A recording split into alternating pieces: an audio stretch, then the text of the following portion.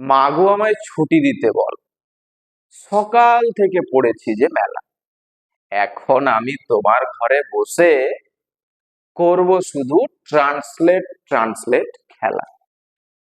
ইংরেজিতে আমাদের যে অংশটা প্রবলেম হয় খুবই, আমরা বাংলাতে ভাবি একটা, কিন্তু সেই কথাটা ইংরেজিতে লিখতে পারি না, তাই তো? বাংলায় ভাবনা চলে আসে, যেমন মাতৃভাষা আমাদের বাংলা, বাংলায় ভেবে নিই, কিন্তু ইংরেজিতে আমরা লিখতে পারি না, স্যার প্রবলেম হয়। শব্দে ভুল হয়ে যায়, টেন্সে ভুল হয়ে যায়, বাক্যে ভুল হয়ে যায়, হয়। সেই প্রবলেমটাই আজ আমি দূর করে দিচ্ছি। দেখি কি করে সহজ পদ্ধতিতে এই ট্রান্সলেট নামক ভয়টা যেটা আমাদের মধ্যে রয়েছে, অর্থাৎ আমরা যে বাংলা থেকে ইংলিশে ট্রান্সলেট করতে পারি না, এই ভয়টাকেই দূর করব সহজ সরল পদ্ধতিতে। দেখি কিভাবে করা যায়। ট্রান্সলেট ইনটু ইংলিশ, এই ট্রান্সলেট করতে গেলে মূল কিছু জিনিস জানতে হয়। সেটা হলো কি, প্রথমত আমার জানতে হবে টেন্স, তারপরে সেন্টেন্স, তারপর কি টেন্স স্ট্রাকচার,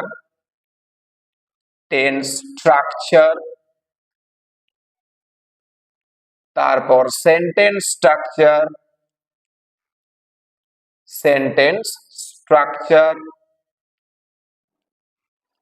আর তারপর জানতে হচ্ছে কি ওয়ার্ডস। যদি টেন্স জেনেও যাই, সম্পূর্ণ হয়তো টেন্সটা জানি, সেন্টেন্সটা জানি, টেন্সের স্ট্রাকচারটাও জানি, সেন্টেন্সের স্ট্রাকচারটাও জানি, কিন্তু স্যার ওয়ার্ডস জানি না, তাহলে কিন্তু লিখতে আমরা পারবো না। কারণ ওয়ার্ডস ছাড়া তো লেখা যায় না। মুখ ফুটে যে ছোট্ট আওয়াজ, তারই বলি ধ্বনি। চিহ্ন দিয়ে লিখি যখন, বর্ণ বলে গণি। আমরা মুখের দিয়ে ছোট্ট ছোট্ট আওয়াজগুলো করি, তাকে কি বলা হয়? ধ্বনি। আর সেটাকে যখন চিহ্নের আকারে লেখা হয়, সেটা কি হয়ে যায়? কি হয়ে যায়? বর্ণ। অ যখন আমরা উচ্চারণ করছি, তখন সেটা কি? ধ্বনি। যখন খাতায় কলমে বোর্ডে লিখছি, তখন সেটা হয়ে যাচ্ছে কি? বর্ণ। ঠিক তেমনি এ একটা ধ্বনি, যখন লেখা হচ্ছে তখন সেটা কি? বর্ণ। তাহলে কি আমাকে ওয়ার্ডসও জানতে হয়। তাহলে সেন্টেন্স অর্থাৎ বাংলা থেকে ইংলিশে ট্রান্সলেট করতে গেলে আমার এই ফরম্যাট গুলো প্রয়োজন: 2, 3, 4, 5। এই 5টা বিষয় খুবই জরুরি। তাহলে স্যার ট্রান্সলেট করার কি কিছু নিয়ম আছে? বাংলা থেকে ইংরেজিতে ট্রান্সলেট করার জন্য কি কিছু নিয়ম আছে? স্যার প্রত্যেকে তো নিয়ম আছে, সবকিছুর তো নিয়ম আছে। নিয়ম ছাড়া তো আর হাঁটতে পারা যায় না। কারণ আমাদের ফেসটা যদি দেখি, এই ফেসেরও কিছু নিয়ম আছে। চোখের জায়গায় তো নাক আসতে পারে না, নাকের জায়গায় ঠোঁট আসবে কি? দাঁতের জায়গায় কি কান চলে আসবে? না। সবকিছুর একটা নির্দিষ্ট নির্দিষ্ট নিয়ম আছে। তাহলে দেখি কি সেই নিয়ম, যেটা সাহায্যে বাংলা থেকে ইংলিশে সহজ সরল পদ্ধতিতে ট্রান্সফার করা যায়। প্রথম হলো কি, বাক্যটাকে চিনতে হয়। বাক্যটাকে আগে চেনা দরকার, ঠিক আছে? স্যার বাক্যটাকে চিনতে গেলে তো বাক্যটাকে জানতে হবে, বাক্য কয় প্রকার তো জানতে হয়। তাহলে বাক্য কয় প্রকার যদি প্রশ্ন করা হয়, বাক্য কয় প্রকার? 5 প্রকার। কি কি? অ্যাসার্টিভ, ইম্পারেটিভ, ইন্টারোগেটিভ, অপটেটিভ, আর রয়েছে এক্সক্লামেটরি।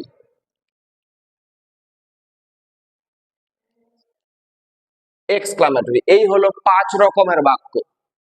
তো 5 রকমের বাক্য, 5টা স্ট্রাকচার পাবো।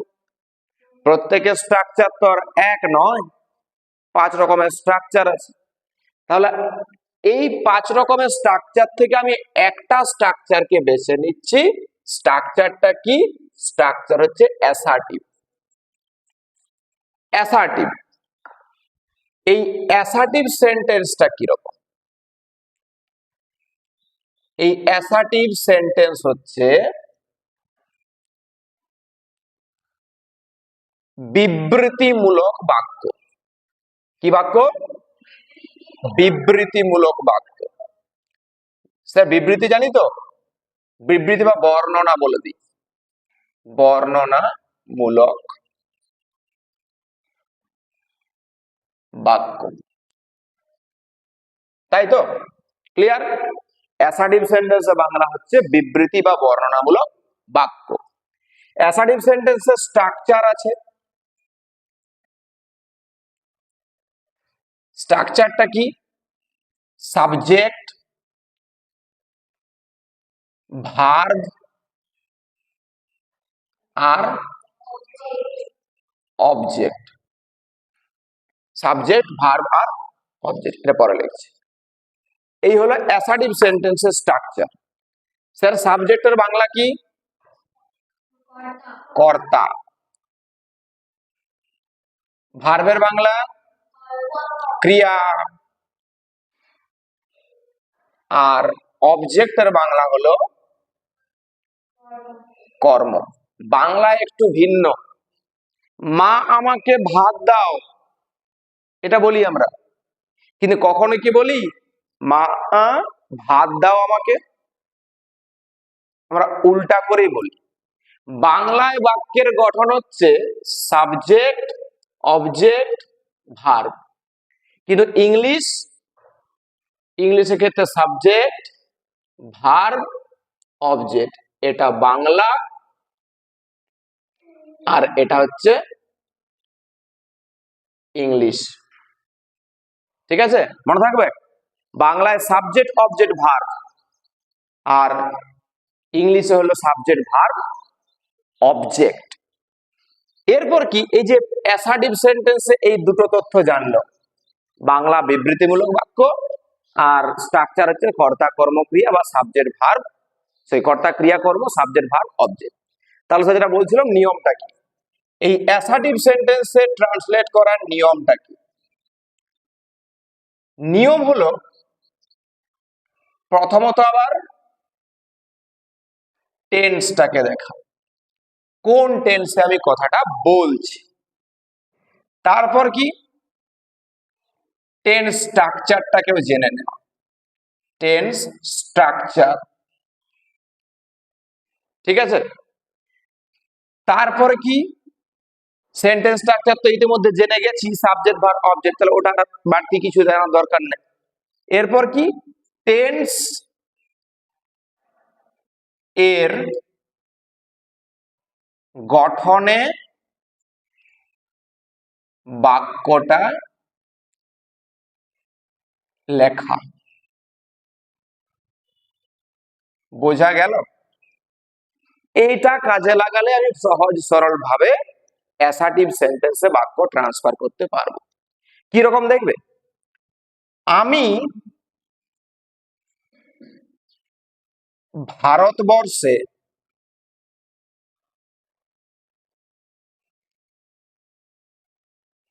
বাস করি, বাস করি, এটা বাক্য। আমি ভারতবর্ষে বাস করি। এই বাক্যটা যদি আমি ইংলিশে লিখতে যাই তো প্রথমে আমাকে টেন্স জানতে হচ্ছে। তাহলে আমি ভারতবর্ষে বাস করি, এটা কোন টেন্স?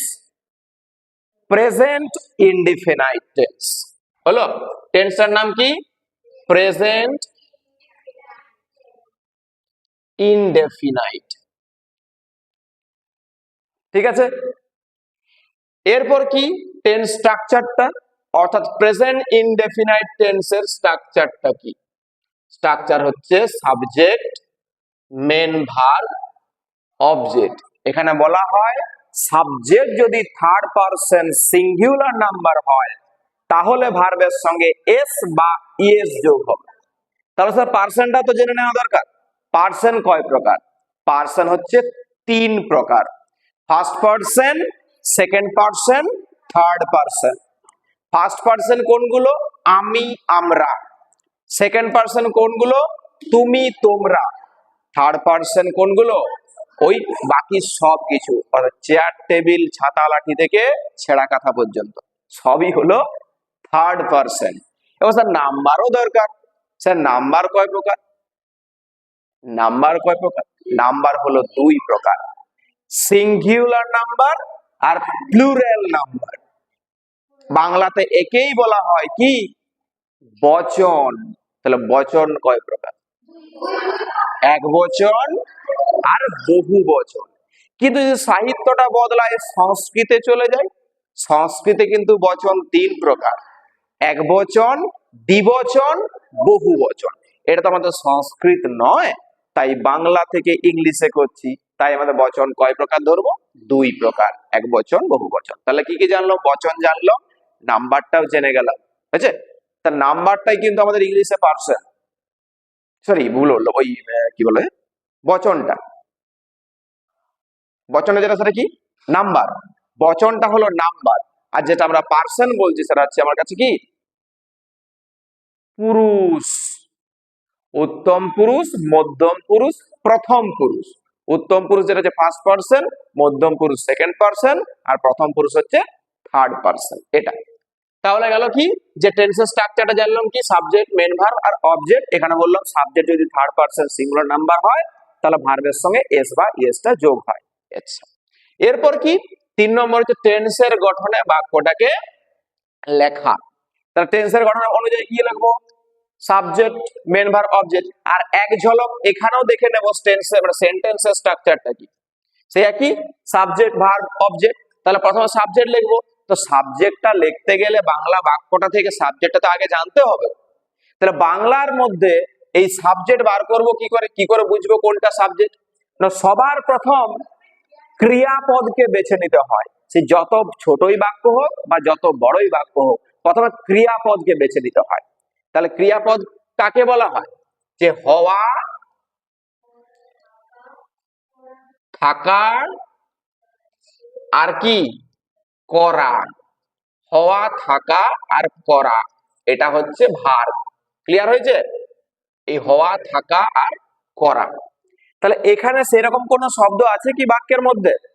আছে, এই বাস করাটা। এই বাস করা হচ্ছে আমার কাছে ক্রিয়াপদ। ক্লিয়ার হয়েছে? ক্রিয়াপদকে ইংলিশে কি বলা হয়? ভার্ব। তাহলে যখন আমি বাক্যের মধ্যে থেকে ক্রিয়াপদটাকে বেছে নিতে পারবো, তখন আমাকে কি করতে হবে? ছোট্ট একটা প্রশ্ন করতে হবে কে দিয়ে। আর এই ক্রিয়াপদকে যখন আমি কে দিয়ে প্রশ্ন করে উত্তর পাবো, তাকে বলবো আমরা সাবজেক্ট। তাহলে প্রশ্নটা করি যে বাস করিটা যদি ক্রিয়াপদ হয়, তাহলে কে বাস করে? আমি। এই আমি হয়ে গেল আমার কাছে সাবজেক্ট বা কর্তা। ক্লিয়ার? নেক্সট আর একটা প্রশ্ন করব, সেটা হচ্ছে কি? ওই কি বা কাকে বা কোথায়, কোথায়, এই সমস্ত প্রশ্নগুলো। আরো প্রশ্ন বাড়তেও পারে, বাক্যের উপর ডিপেন্ড করবে। তাহলে সেটা কি? যে কোথায় বাস করি? ভারতবর্ষে। এটা হয়ে গেল আমার কাছে অবজেক্ট। তাহলে বাংলায় কি বলেছিলাম? বাক্যের গঠনটা সাবজেক্ট, অবজেক্ট, ভার্ব।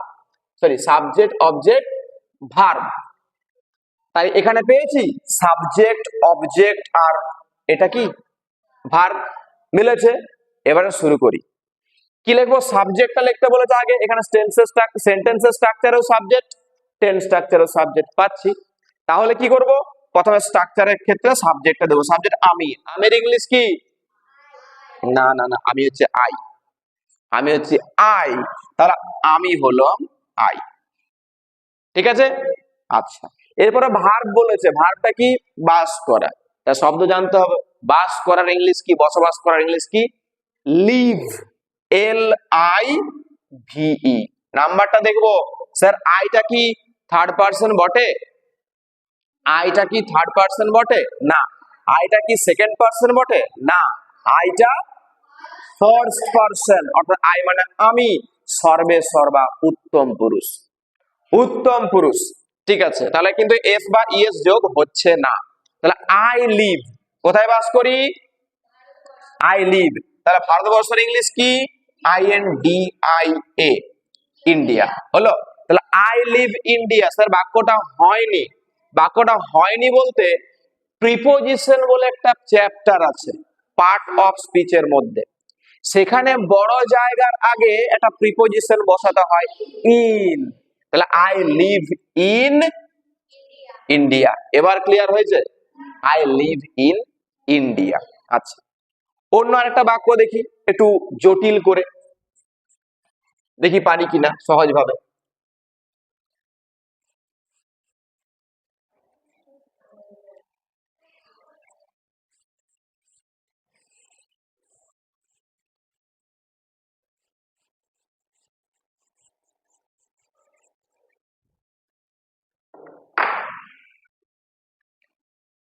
আমার মা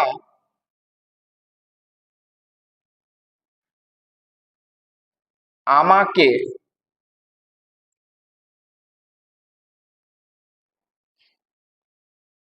উচিত শিক্ষা দেন। আমার মা আমাকে উচিত শিক্ষা দেন। তাহলে কি ট্রান্সলেশন করতে গেলে আগে ক্রিয়াপদ বেছে নিতে হচ্ছে। শিক্ষা দেন, কে শিক্ষা দেন? আমার মা। এটা কি সাবজেক্ট? সাবজেক্ট। আচ্ছা, তাহলে সাবজেক্টে যখন পেয়ে যাচ্ছি আরেকটা প্রশ্ন করতে হয়, কাকে শিক্ষা দেন? আমাকে। কি এটা? অবজেক্ট। আর একটা প্রশ্ন থাকে যে কি শিক্ষা দেন? উচিত শিক্ষা। এটাও তো আমার অবজেক্ট। আচ্ছা, একটা জিনিস কি, তাহলে স্যার এই যে ক্রিয়াপদটা লিখেছি, এই শিক্ষা দেওয়ারও কিন্তু ভার্ব, বা আমি যদি এখান থেকে দেন শব্দটাকে নি দেন, এটাও কিন্তু আমার কাছে ভার্ব হতে পারে। তখন কি ওই কি দেন না উচিত শিক্ষা, এটা কিন্তু ক্রিয়াপদে আসতে পারে। তাহলে এই অংশটাকে আমি কিন্তু অবজেক্টের মধ্যে ফেলতে পারি। কি দেন না উচিত শিক্ষা, এই অংশটা। এবারে টেন্সটা দেখি, কোন টেন্সে রয়েছে বাক্যটা? বাক্যটা আছে প্রেজেন্ট ইনডেফিনাইট। তাহলে প্রেজেন্ট ইনডেফিনাইট স্ট্রাকচার তো আছে subject plus main verb plus object. মা সরি থার্ড পারসন সিঙ্গুলার নাম্বারের ক্ষেত্রে এস বা ইএস যোগ হবে। তাহলে আমার মা, ইংলিশে কি লিখবো? আমার ইংলিশ কি? My mother, MOTHER, my mother. দেন দেওয়ার ইংলিশ কি? Give, give. এবার মা কোন পারসন? Third person. কোন নাম্বার? Singular number. এবার ভার্বের সঙ্গে এস বা ইএস যোগ হবে, তাহলে এসটা যোগ হয়ে গেল। My mother gives. আচ্ছা, কাকে দেন? আমাকে। আমাকে ইংলিশ কি? মি। তাহলে মাই মাদার গিভস মি। আচ্ছা, এবারে কি কি দেন? উচিত শিক্ষা। উচিত শিক্ষার ইংলিশ কি? উচিত শিক্ষা। উচিত শিক্ষা ইংলিশ জানেনি? না, গুড নয়। উচিত হলো কি? ওই অনেস্ট, HONEST, অনেস্ট হয়েছে। টিচিংস, অনেস্ট টিচিংস হয়েছে। সৎ শিক্ষা বা উচিত শিক্ষাকে বলা হয় অনেস্ট টিচিংস। হলো এই যে বিষয়টা। তাহলে সহজ সরল ভাবে বাক্য ট্রান্সলেট করা যাচ্ছে। এবারে নিজেরা একটু দেখি পারি কিনা।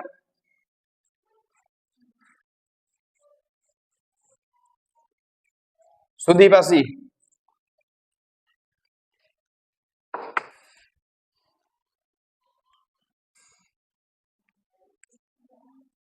বাবা আমাকে একটি কলম দিয়েছেন। বাবা আমাকে একটি কলম দিয়েছেন। সুদীপ বাক্যটা পড়ো জোরে। বাবা আমাকে একটি কলম দিয়েছেন। আচ্ছা, বাবা আমাকে একটি কলম দিয়েছেন। কোন টেন্সে বলতে পারবো একটু? বাক্যটা আছে, বাক্যটা এসাটি এখানে লেখা আছে, অন্য বাক্য বলিনি। আচ্ছা, টেন্সটা পারবো কি একটু? আমি সাহায্য করছি। টেন্স হলো প্রেজেন্ট পারফেক্ট। কি বললাম? Present perfect. Present perfect. PERFECT, অর্থাৎ কি, যে কোনো কাজ এইমাত্র শেষ হয়েছে কিন্তু তার ফলটা বর্তমান আছে। এই প্রেজেন্ট পারফেক্টের গঠনটা একটু বলে দিই। সাবজেক্ট, এরপর হ্যাভ অথবা হ্যাজ, হ্যাভ অথবা হ্যাজ, এরপর মেন ভার্বের থার্ড ফর্ম, তারপর বসবে অবজেক্টটা। তাহলে বসাই এবারে দেখি। বাবা আমাকে একটি কলম দিয়েছেন। বাক্য ট্রান্সলেট করতে গেলে সমস্ত ক্ষেত্রে কি করতে হয়, আগে ক্রিয়াপদটাকে বানাতে হয়। ক্রিয়াপদ কোনটা, আন্ডারলাইন করি, ক্রিয়াপদ কোনটা, বাবা আমাকে একটি কলম দিয়েছে, ক্রিয়াপদ। বাবা ক্রিয়াপদ কাজ করা বোঝায়, এইদিকে এইদিকে এইদিকে এই পাশে রয়েছে ক্রিয়াপদ, হয়েছে। তাহলে এটা যদি আমার ক্রিয়াপদ হয়, প্রশ্ন করতে হয় কে দিয়েছেন, বাবা তখন উত্তর আসছে কি বাবা। তাহলে এ হলো কর্তা। আচ্ছা, কাকে দিয়েছেন, আমাকে। কি দিয়েছেন, একটি কলম, হয়েছে। তাহলে কি, ক্রিয়াপদ হলো দিয়েছেন, কর্তা হলো আমার কাছে বাবা। তাহলে বাবার ইংলিশ কি, ফাদার ফাদার। লিখি, বাক্যের প্রথম অক্ষর ক্যাপিটাল লেটার হয়। ফাদার মানে ক্যাপিটাল, ক্যাপিটাল বড় হাতের, বড় হাতের, হাতটা বড় করে লিখতে হয়।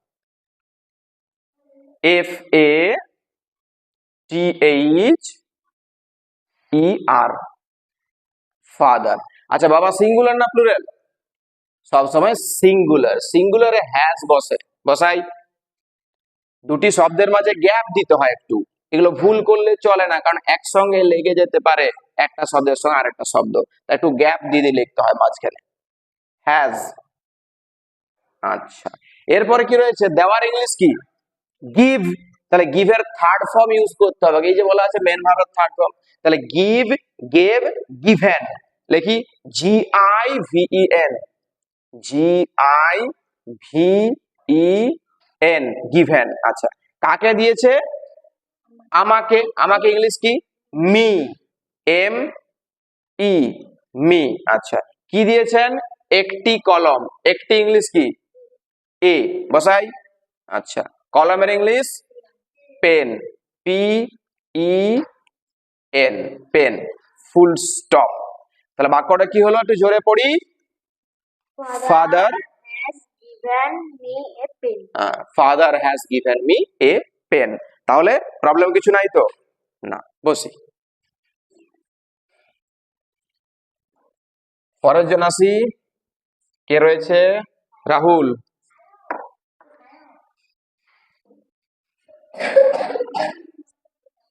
সে আমার সঙ্গে স্কুলে যাচ্ছে। স্কুলে যাচ্ছে, সে আমার সঙ্গে স্কুলে যাচ্ছে। দেখি, আসি। সে আমার সঙ্গে স্কুলে যাচ্ছে, বাক্যটা একটু জোরে পড়ি। সে আমার সঙ্গে স্কুল যাচ্ছে। স্কুল নয় স্যার, স্কুলে। স্কুলে বাংলাতে সমস্ত ক্ষেত্রে মিনিং গুলো একটু ভালো করে পড়তে হয়। সে আমার সঙ্গে স্কুলে যাচ্ছে। আচ্ছা, তাহলে ট্রান্সলেশন করতে গেলে প্রথমে কি করতে হয়, tense.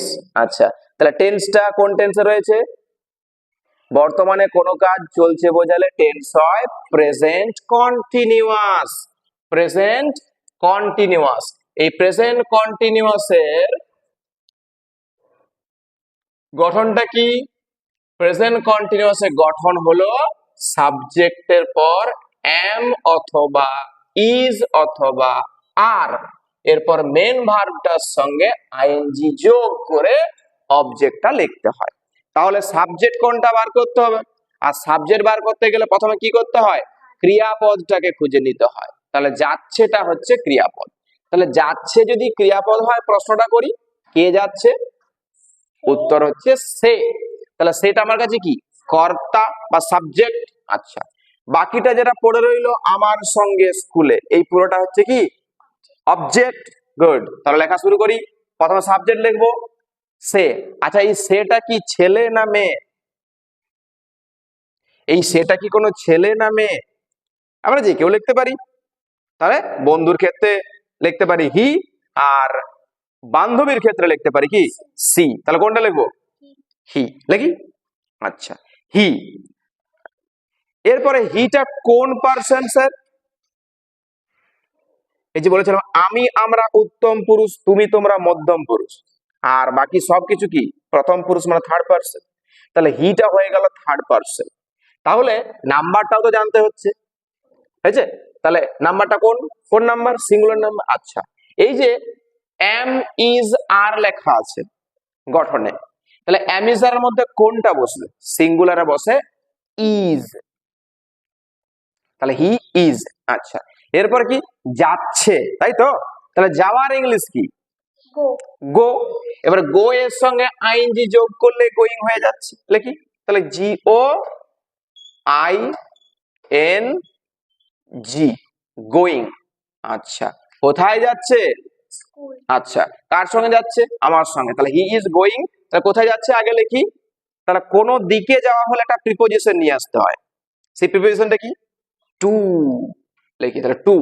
He is going to, আচ্ছা কোথায় যাচ্ছে? স্কুল, এস সি এইচ,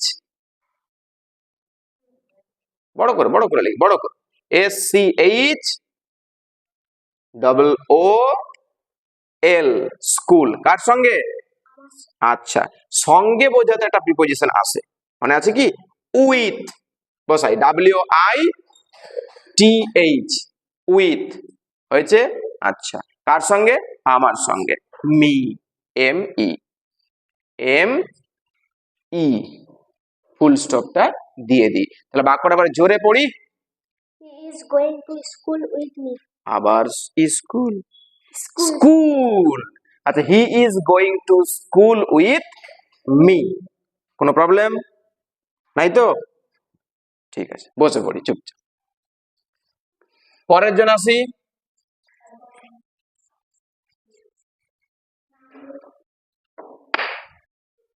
তাহারা, সরি, তাহারা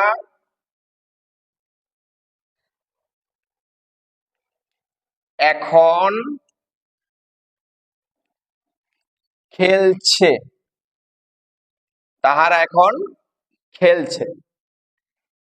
কি লিখবো? এই তাহারা এখন খেলছে, আসি সায়ন।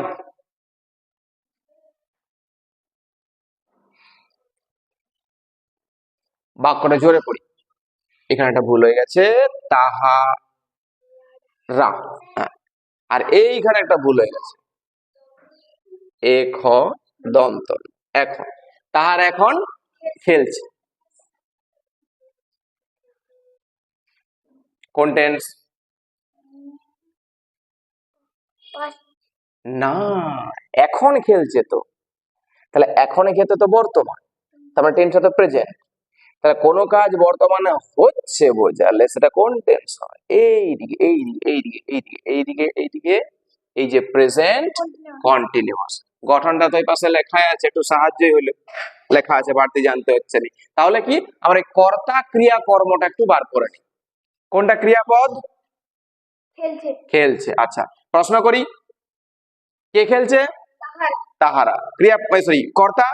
আচ্ছা, আর বাকিটা এখনটা কর্ম অর্থাৎ অবজেক্ট রয়ে গেছে। শুরু করি এরপরে। প্রথমে তাহারার ইংলিশ কি? তাহারা, তোর কাছে চক আছে? আমাকে দে। দিতে বলিনি, দে মানে তাহারা, দে মানে তাহারা, হ্যাঁ, T H E Y, Y, they, they মানে কি? তাহারা। আচ্ছা, হয়ে গেছে। এবারে সাবজেক্টের পরে কি বলা আছে? এম ইজ আর। তাহলে দেটা কোন পার্সন? Third person. তাহলে থার্ড পার্সনের ক্ষেত্রে নাম্বারটা দেখে নি, কোন নাম্বার? তাহারা কোন নাম্বার? আমি আমরা উত্তম পুরুষ, তুমি তোমরা মধ্যম পুরুষ, বাকি শব্দ প্রথম পুরুষ মানে থার্ড পার্সন, হয়েছে? তাহলে সিঙ্গুলার নাম্বার। তাহলে সিঙ্গুলার নাম্বারের ক্ষেত্রে কি আসছে? সরি, ভুল বলছি, প্লুরাল নাম্বার। প্লুরাল নাম্বারের ক্ষেত্রে এম আছে কি? এমটা শুধুমাত্র আয়ের জন্য বসে, ইজ বসে সিঙ্গুলারে, আর বসে প্লুরালে। তাহলে দেটা আমরা প্লুরাল হয়ে গেছে, তাহলে কি লিখবো? আর, দে আর, এ আর ই, হয়েছে? দে আর। আচ্ছা, এবারে মেন ভার্বটা সঙ্গে আইএনজি যোগ করতে হবে। খেলার ইংলিশ কি? প্লে। প্লে, বসাই P L A Y, play, এর সঙ্গে আইএনজি যোগ, আই এন জি যোগ, হলো প্লেইং। আচ্ছা, তারপরে একটা শব্দ বাকি আছে, এখন। এখনের ইংলিশ কি? এখনের ইংলিশ কি? Now. Now, N-O-W, N-O-W, now. Small letter, N-O-W, লাস্টে ফুল স্টপ। বাক্যটা জোরে পড়ি। They are playing now. নাও।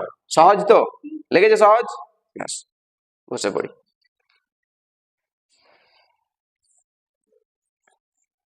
পরের জন আসি।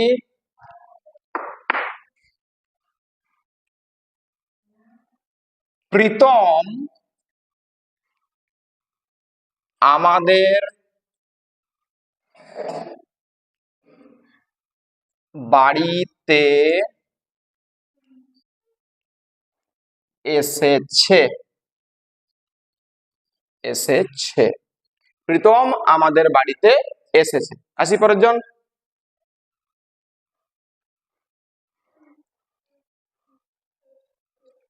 বাক্যটা জোরে পড়ি। প্রীতম আমাদের বাড়িতে এসেছে। বাড়িতে এসেছে। টেন্সটা বলতে পারবো? কোন tense? Present continuous. No, Indefinite. it is not the present continuous. এসেছে, ক্রিয়ার শেষে ছিছে মানেই প্রেজেন্ট পারফেক্ট। Present perfect. আর এই প্রেজেন্ট পারফেক্ট লেখাই আছে এখানে। সাবজেক্টের পরে হ্যাভ অথবা হ্যাজ হয়, মেন ভার্বের থার্ড ফর্ম হয়, দিয়ে পরে অবজেক্ট হয়। তাহলে আগে ক্রিয়াপদটা বার করে নি। কোনটা ক্রিয়াপদ?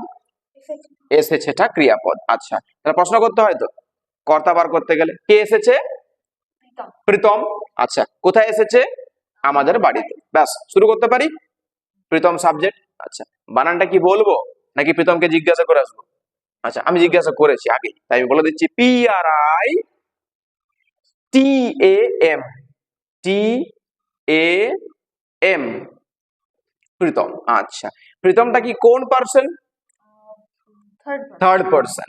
কোন নাম্বার? Singular. সিঙ্গুলার। সিঙ্গুলারে হ্যাভ হয় না, সিঙ্গুলারে হ্যাজ হয়। বসে দি। প্রীতম হ্যাজ। আচ্ছা, প্রীতম হ্যাজ। আচ্ছা, এরপর কি আসার ইংলিশ কি? Coming. কাম। কামিং নয়, কাম। তাহলে কাম শব্দটা থার্ড ফর্ম ব্যবহার করতে হচ্ছে। কিরকম না, কাম, কেম, কাম, সেই ঘুরে কাম শব্দটা আসে। COME, COME, Pritam has come. আচ্ছা, কোথায় এসেছে? আমাদের বাড়িতে। তে, আর তের মিনিংটার জন্য একটা প্রিপোজিশন আনতে হয়, টু। বসাই TO, টু। আমাদের ইংলিশ কি? Our, OUR, OUR, our. আর বাড়ির ইংলিশ কি? Home, HOME, HOME, full stop. আচ্ছা, এইখানে চলে আস। হাতের লেখাটা ঠিক আছে? ছোট লাগছে না বড় লাগছে? ছোট। যেহেতু আমার কাছে বোর্ডটা অনেক বড়, বড় করে লিখলে বরাবর লিখবো। আচ্ছা, তাহলে Pritam has come to our home. Pritam আমাদের বাড়িতে এসেছে। জোরে পড়ি বাক্যটা। Pritam has come to our home. Good. আচ্ছা, তাহলে অসুবিধা নাই তো? প্রবলেম হবে কি নিশ্চয়ই? ঠিক আছে, বসি। পরের জন আসি।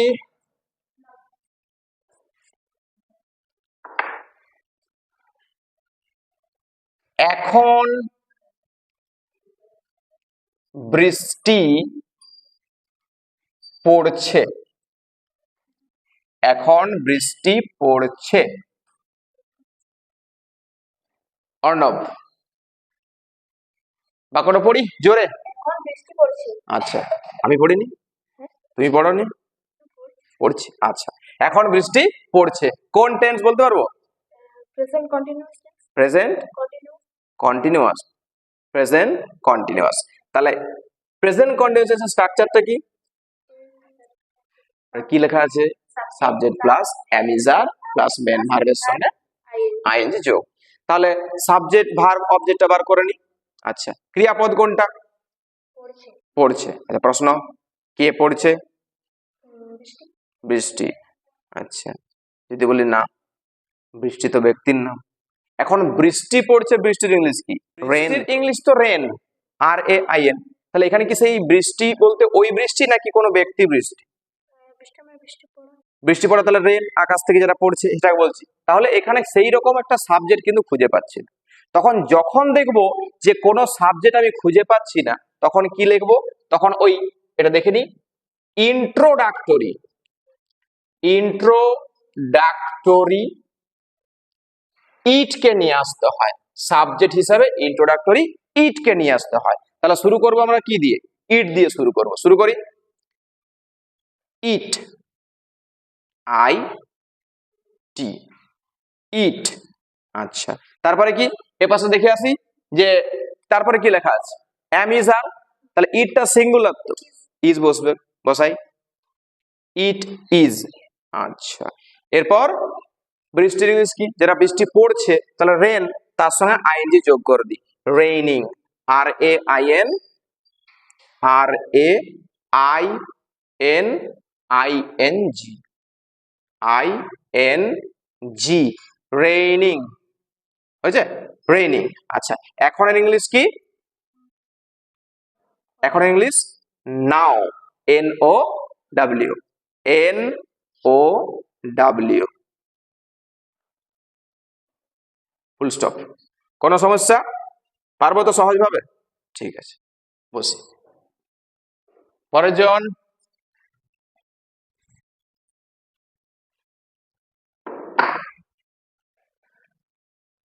আমি সকাল থেকে, সকাল থেকে পড়ছি, আমি সকাল থেকে পড়ছি। আসি পরের জন, বাক্যটা পড়ি জোরে। আমি সকাল থেকে পড়ছি। কি পড়ছি? বই। কই? বই লেখা না। আচ্ছা, তাহলে ক্রিয়াপদ কোনটা? পড়ছি। পড়ছি। আচ্ছা, কে পড়ছে? আমি। আমি। কখন থেকে পড়ছি? সকাল। সকাল থেকে। আচ্ছা, তাহলে কোনো কাজ অতীতকালে আরম্ভ হয়ে যদি এখনো চলতে থাকে তখন তাকে কোন টেন্স বলা হয়? মনে আছে কি? না, বলে দিই, পাস্ট নয়, এটা হচ্ছে প্রেজেন্ট পারফেক্ট কন্টিনিউয়াস। এই প্রেজেন্ট পারফেক্ট কন্টিনিউয়াস স্ট্রাকচারটা কি?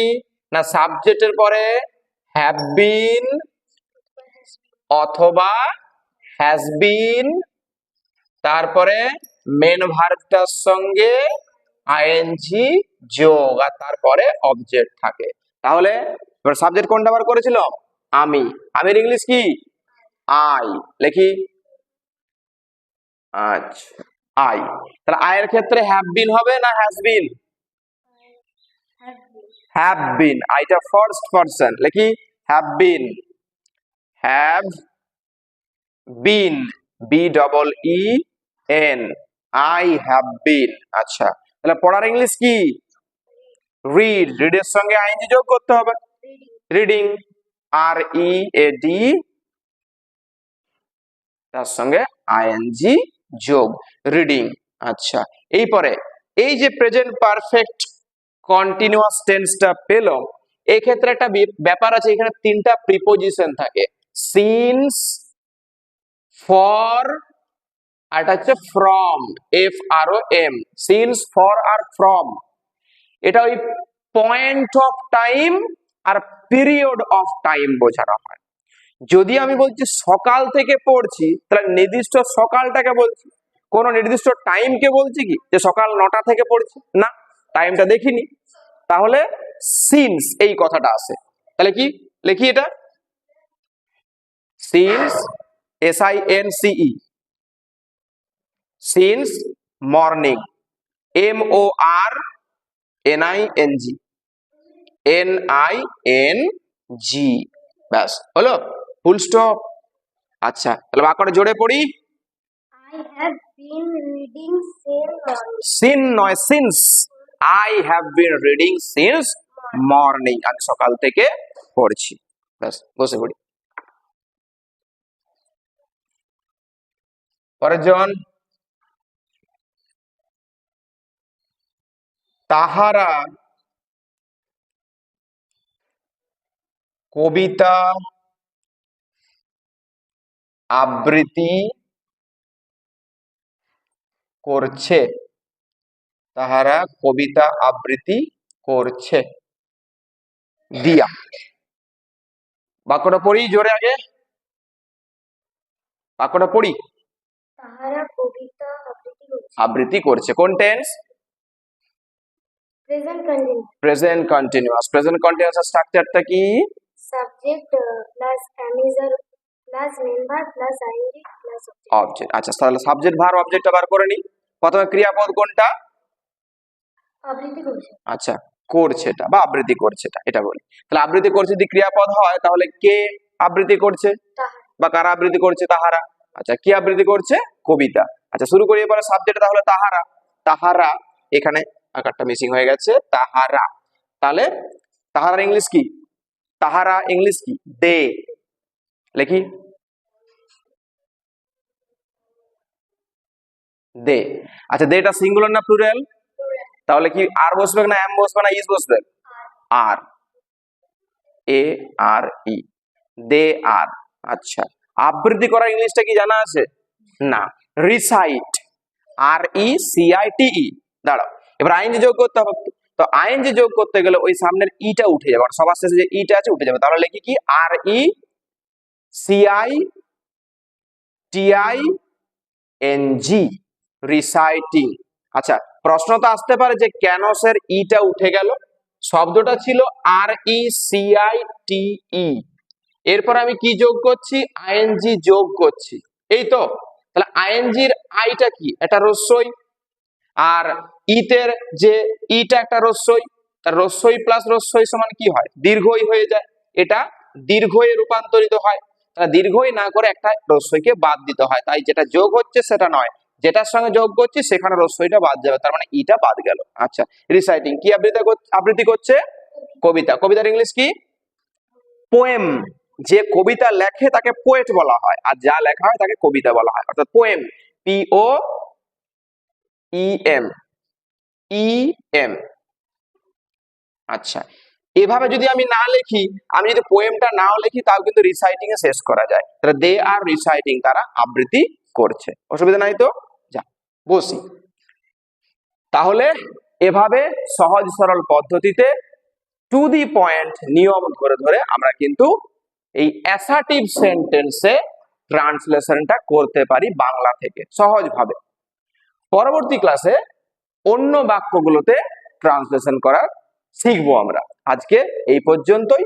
ভিডিও দেখতে থাকবো, যদি ভালো লেগে থাকে তাহলে অবশ্যই চ্যানেলে গিয়ে লাইক করব, সাবস্ক্রাইব করব, আর বন্ধু বান্ধবদের কাছে সবাই শেয়ার করব, যাতে তারাও জানতে পারে, তারাও যেন এই ট্রান্সলেশন বিষয়টা থেকে বাদ না চলে যায়, তারাও যেন সহজ সরল পদ্ধতিতে ইংলিশে ট্রান্সলেশনটা শিখে যায়।